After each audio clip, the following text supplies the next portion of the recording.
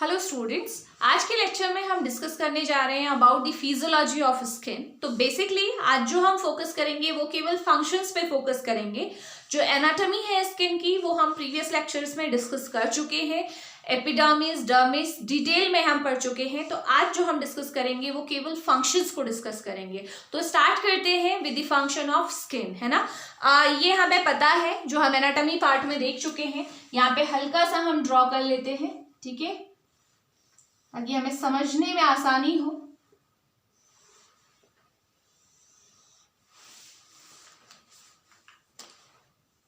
ये आपका क्या था, स्किन की लेयर्स को हमने समझा था।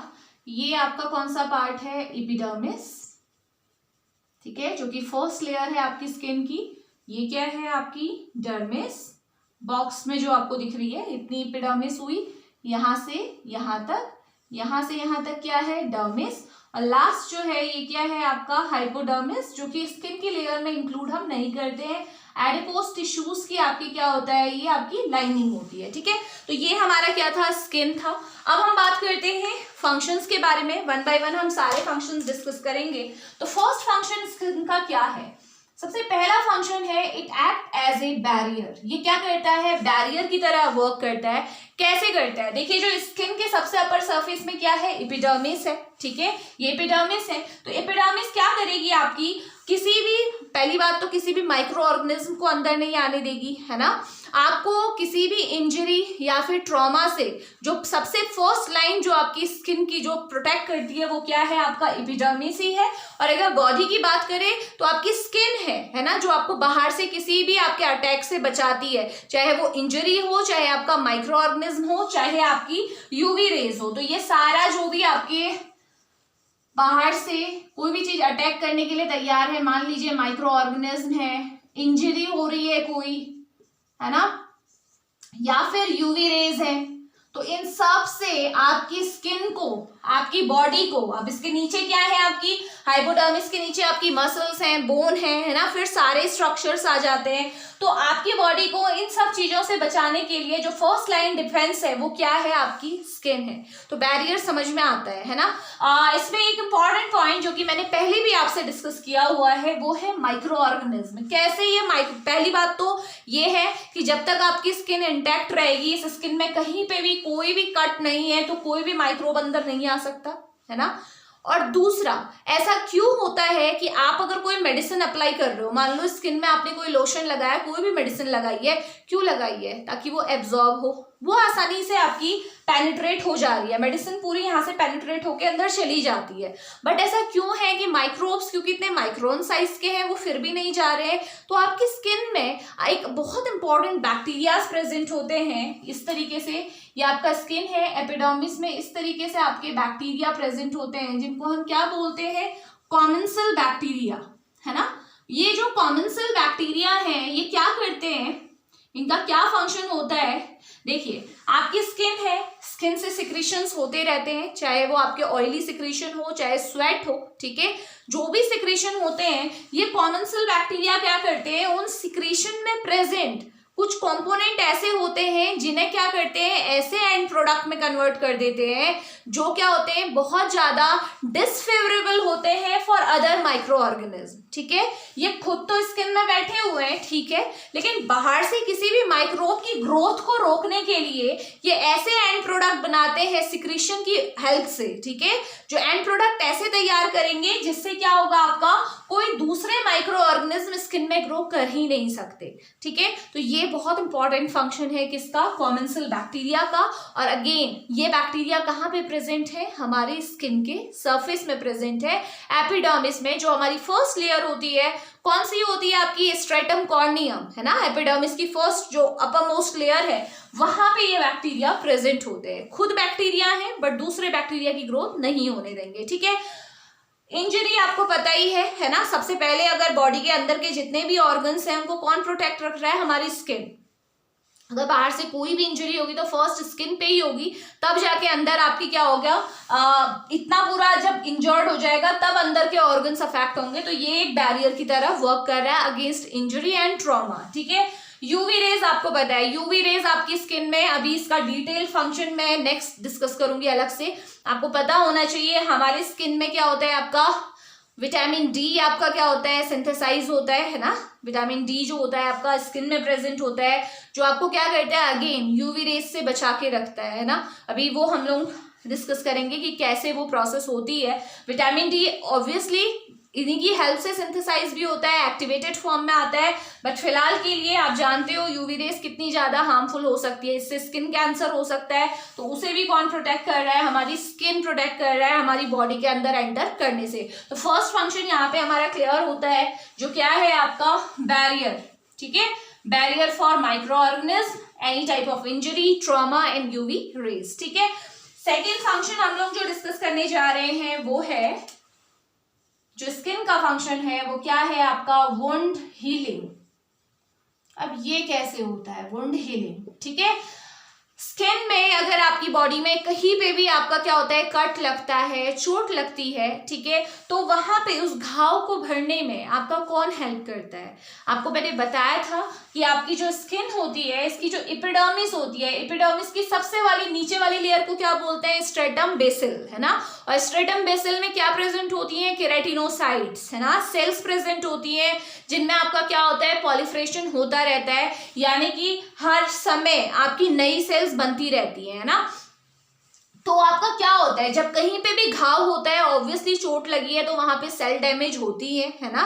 तो नई सेल्स जब नीचे से ऊपर की तरफ नई सेल्स जाएंगी तभी तो घाव भरेगा, ठीक है। कोई भी चोट कब आपकी हील होती है, वुंड, घाव कब हील होता है आपका, जब क्या होता है, वहां पे आपकी नई सेल्स आती हैं और पूरे सरफेस को कवर करती हैं। तो यहां से हम क्लियरली बोल सकते हैं कि जो हमारे वुंड हीलिंग की प्रॉपर्टी है, यानी कि अगर घाव भर रहे हैं तो वो किस वजह से भर रहे हैं, due to the presence of cells present in epidermis, ठीक है। जो एपिडर्मिस में सेल्स प्रेजेंट है उन्हीं की ये पावर है, रिन्यूअल की पावर है, पॉलीफ्रेशन की पावर है, जो स्किन को इस लायक बनाती है कि वो किसी भी घाव को भर सके। तो सेकेंड फंक्शन रहा आपका वुंड हीलिंग, ठीक है। थर्ड फंक्शन जो हम डिस्कस करेंगे वो है सेंसेशन, ठीक है। सेंसेशन मतलब अगर आप फील कर पा रहे हैं किसी के टच को, किसी के प्रेशर को या टेम्परेचर को, टच, प्रेशर, टेम्परेचर आप फील कर पाते हो, वो किस वजह से कर पाते हो, आपकी स्किन की वजह से। क्योंकि मैंने आपको बताया था कि जो आपकी ये डर्मिस है ना, डर्मिस में आपका क्या होता है, आपका नर्व्स प्रेजेंट होती है, ब्लड वेसल्स होती हैं, नर्व्स इस तरीके से प्रेजेंट रहेंगी, ठीक है, इस तरीके से आपकी क्या है, नर्व्स प्रेजेंट है।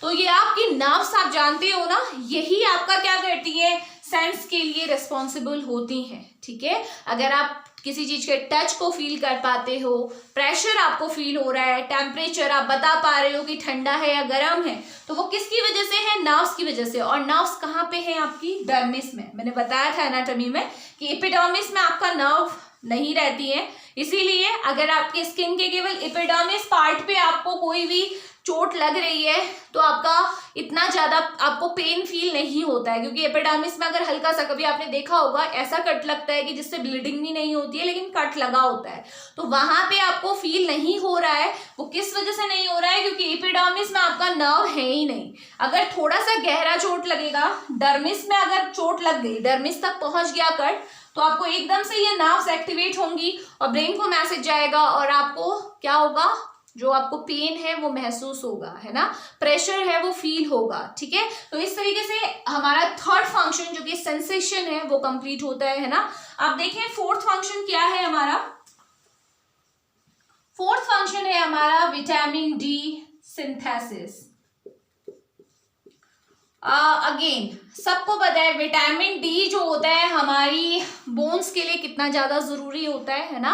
अगर विटामिन डी नहीं है तो आपका क्या होता है, बोन्स का मिनरलाइजेशन नहीं हो पाता है, बोन्स आपकी कमजोर पड़ने लगती हैं, ठीक है। वहां पे ऑस्टियो, आप बोल सकते हो ऑस्टियोक्लास्टिक एक्टिविटीज बढ़ जाती हैं, बोन्स टूटने लगती हैं, है ना, बोन्स की डेंसिटी कम हो जाती है, तो वो गलत है ना। तो विटामिन डी बहुत ज्यादा जरूरी है, हमें पता है। तो अब ये विटामिन डी का स्किन से क्या लेना देना है, तो अब देखिए हमारी स्किन में क्या होता है, आपका विटामिन डी का प्रिकर्सर प्रेजेंट होता है। देखिए क्या है वो,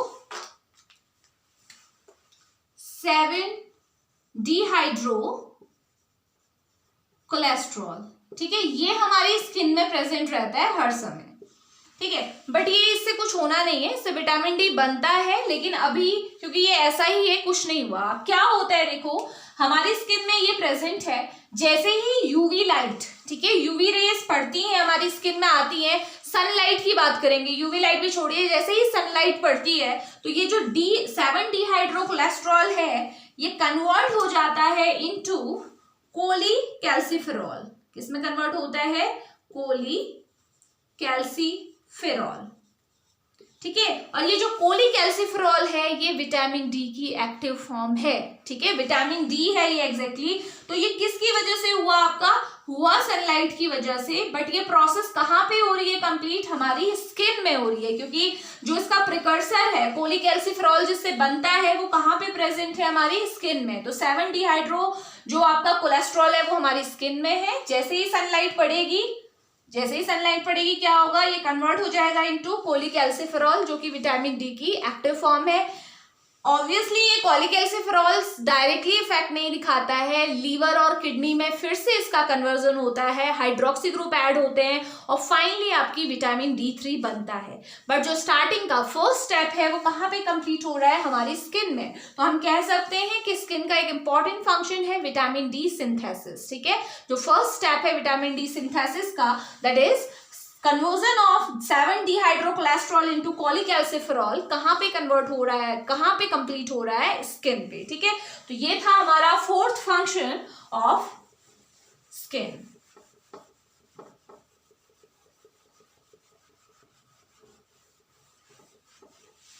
नेक्स्ट फिफ्थ फंक्शन आपका क्या है? Temperature regulation. Temperature regulation. अब टेम्परेचर रेगुलेशन आपकी स्किन कैसे करती है? ठीक है, मैंने आपको बताया था कि जो आपकी डर्मिस है, डर्मिस में आपकी क्या होती है? इस तरीके से ब्लड वेसल्स प्रेजेंट होती है, ठीक है। इसी को मैं ब्लड वेसल फॉर्म में दिखा देती हूँ। ये है हमारी ब्लड वेसल, ठीक है। तो ब्लड वेसल ये है, मैं इन्हें थोड़ा सा अलग करके दिखा रही हूँ। लाइक अगर सपोज ये आपकी ब्लड वेसल है, ठीक हो गया। अब देखो क्या होता है, अगर जब आप क्या है विंटर्स के टाइम पे क्या होता है, बॉडी को क्या करना है? थर्मो रेगुलेशन करना है, हीट को बचा के रखना है। जब विंटर्स है, पता है कि बाहर ठंड ज्यादा है, तो बॉडी से हमें एनर्जी लॉस होने से बचाना है, क्योंकि हीट लॉस होने से बचाओगे ना, क्योंकि आपको पता है कि अगर हीट लॉस ज्यादा हो जाएगा तो बॉडी ठंडी पड़ जाएगी ना। तो कैसे होता है ये? आपकी मान low blood vessel normal situation में ऐसी है, विंटर्स के टाइम पे ब्लड वेसल्स कैसी हो जाती हैं? देखो ऐसी हो जाती हैं। क्या हुआ? नैरो हो गई ना। डायमीटर देखो पहले इतना था, इतना हो गया, यानी कि ब्लड वेसल्स क्या हो गई? कॉन्स्ट्रिक्ट हो गई। तो ब्लड वेसल जब कॉन्स्ट्रिक्ट होगी तो उससे क्या होगा? देखो यहां से क्या होगा? हीट लॉस ज्यादा होगा, है ना। जब यहाँ पे क्योंकि सरफेस एरिया ज्यादा है तो हीट ज्यादा बाहर निकलेगी, जबकि देखो यहाँ पे ब्लड वेसल नैरो हो गई है तो हीट लॉस क्या रहेगा आपका? कम रहेगा। इतना समझ में आता है ना। ये देखो ये वो ब्लड वेसल थी, मैं यहीं पे इसे बता देती हूँ ताकि और अच्छे से आपको क्लियर हो जाए। ये देखो ब्लड वेसल क्या हो गई है आपकी? ऐसे नैरो हो गई है। अब तो यहां से देखो स्किन के बाहर से हीट क्या निकलेगी? यहां से कम निकलेगी ना। अगर इसी के बदले ब्लड वेसल ऐसी होती, ये मान लो ब्लड वेसल होती, तो देखो हीट लॉस कितना ज्यादा होता है। एरिया ज्यादा है तो हीट कितनी ज्यादा बाहर निकल रही है ना। तो विंटर्स के टाइम पे क्या होती है आपकी जो ब्लड वेसल है, कहाँ पे? डर्मिस में प्रेजेंट जो ब्लड वेसल है वो क्या हो जाती है? कॉन्स्ट्रिक्ट हो जाती है, नैरो हो जाती है। नैरो होने की वजह से हीट लॉस क्या हो जाएगा? कम हो जाएगा और बॉडी के अंदर की हीट मेंटेन रहेगी। और अगर समर की बात करें तो जस्ट उल्टा हो गया। क्या होगा समर्स में? अगर पता है कि बाहर बहुत ज्यादा क्या है, टेम्परेचर आपका क्या है? हॉट है, ठीक है। तो उस टाइम पे क्या होगा? बॉडी के अंदर जो टेम्परेचर को हमें क्या करना पड़ेगा? मेंटेन करना है ना। तो क्या करना पड़ेगा? हीट लॉस को बढ़ाना पड़ेगा ताकि अंदर आपको ठंडक महसूस हो। तो उस केस में क्या होगा? मान लो नॉर्मल ब्लड वेसल ऐसी है तो आपकी समर्स के टाइम में ब्लड वेसल क्या हो जाएगी? ऐसी, ताकि ज्यादा से ज्यादा हीट लॉस हो और क्या हो? आपके बॉडी में आपको कूलनेस फील हो। समझ में आया टेम्परेचर रेगुलेशन कैसे होता है?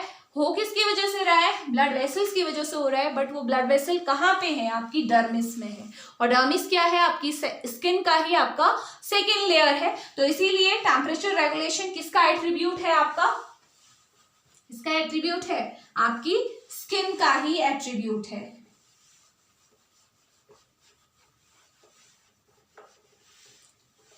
तो ये क्या थे, आपके फंक्शन थे किसके, स्किन के।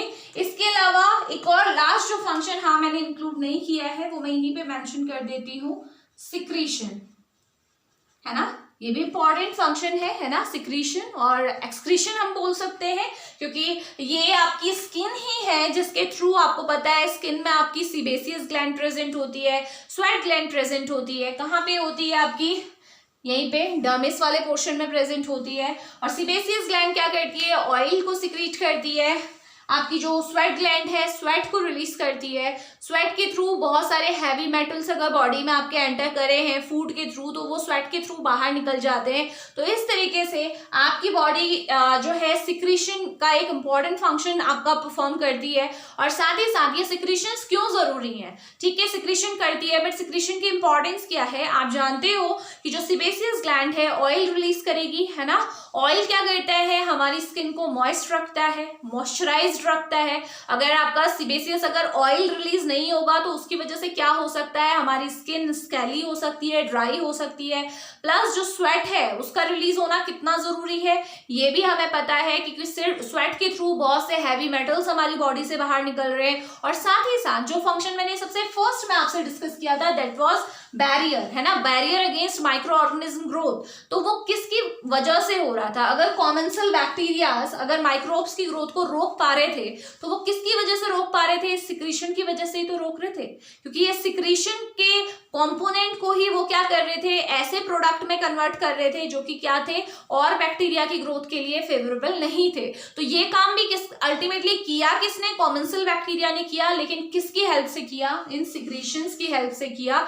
क्योंकि यही सिक्रीशन के कंपोनेंट्स को उसने टॉक्सिक कंपोनेंट में बदला जिससे आपके बैक्टीरिया ग्रो ना कर पाए। तो ये सारे फंक्शन आपके किसके हैं, स्किन के हैं, ठीक है। इससे रिलेटेड अगर कोई भी क्वेरी हो तो कमेंट बॉक्स में आप मेंशन कीजिए, I will definitely answer your questions. Thank you.